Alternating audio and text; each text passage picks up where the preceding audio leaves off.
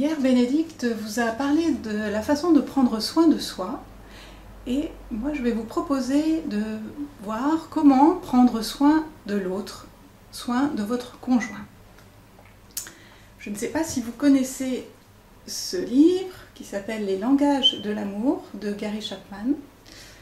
Alors Gary Chapman, c'est un conseiller conjugal américain qui a aidé des centaines de couples à retrouver une dynamique amoureuse.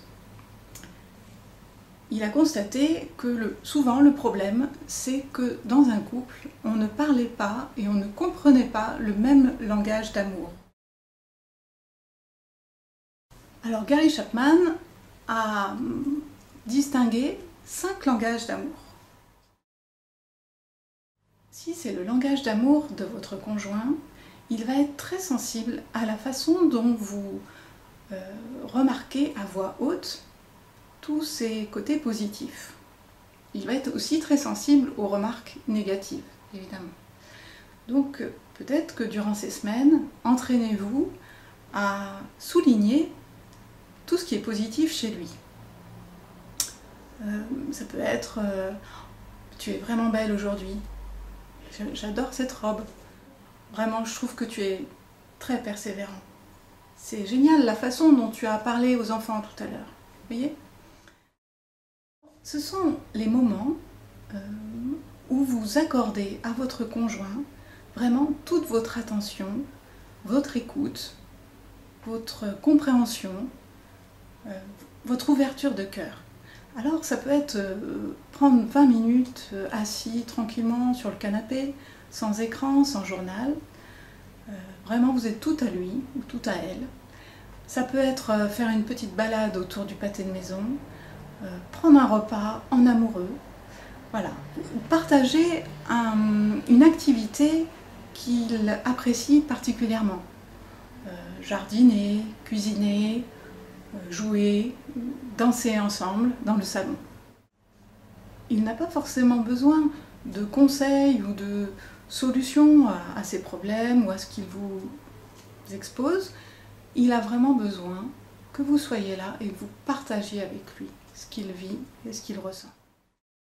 Un cadeau, c'est quelque chose qu'on peut voir, qu'on peut tenir dans la main et qui nous dit il a pensé à moi, elle m'aime. Donc c'est quelque chose qui n'est pas forcément très cher, c'est pas le prix qui compte, ni le fait qu'on offre tous les jours un cadeau, mais c'est l'attention, des petites choses qui disent dans le langage d'amour de votre conjoint, qui lui disent que vous l'aimez. Donc ça peut être une rose, une fleur des champs, un petit mot d'amour déposé le matin devant le petit déjeuner, ou aller chercher les croissants, ou prévoir un repas. Voilà, c'est quelque chose qui va lui dire combien il est aimé.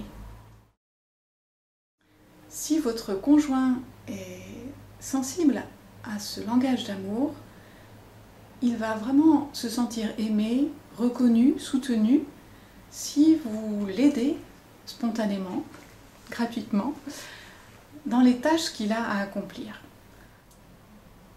Dans les semaines qui viennent, vous pouvez lui demander de faire une petite liste de 3 ou 4 points qui vous semblent raisonnables, réalisables. Alors ça peut être par exemple, je souhaiterais que tu ranges tes affaires quand ton télétravail est terminé dans le salon. Ou que tu t'occupes des enfants pendant que je fais le repas. Ou que tu fasses les courses une fois par semaine. Faites le test sur une ou plusieurs semaines et vous verrez si le climat sentimental de votre couple change. Si le toucher est le langage d'amour que votre conjoint comprend le mieux, c'est important d'apprendre son langage, c'est-à-dire de découvrir les formes de toucher qu'il apprécie ou qu'il n'apprécie pas, et puis peut-être les zones du corps qui lui procurent le plus de plaisir, de bien-être et la sensation d'être aimé. Si le massage des pieds est vraiment quelque chose de sublime pour lui, pour elle, eh bien devenez expert en massage des pieds. Maintenant vous connaissez les 5 langages de l'amour. Le temps de confinement va peut-être être passionnant. Demain, vous retrouverez Stéphanie qui vous parlera de comment prendre soin de votre couple.